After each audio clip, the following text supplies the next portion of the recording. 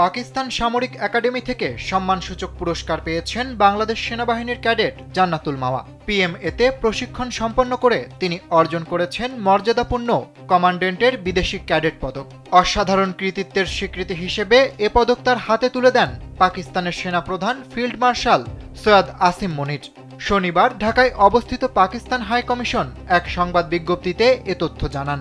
পিএমের এবারের passing out প্যারেডে অংশ নেন ১৫২তম লং কোর্স, ৭১তম সমন্বিত কোর্স, ২৬তম লেডি ক্যাডেট কোর্স এবং ৩৭তম প্রযুক্তিগত স্নাতক কোর্সের প্রশিক্ষণার্থীরা। এছাড়া ইরাক, ফিলিস্তিন, কাতার, মালি, নেপাল, মালদ্বীপ, শ্রীলঙ্কা, ইয়েমেন, বাংলাদেশ ও নাইজেরিয়া সহ বিভিন্ন দেশের বিদেশি ক্যাডেটরা অংশ নেন এ আয়োজনে।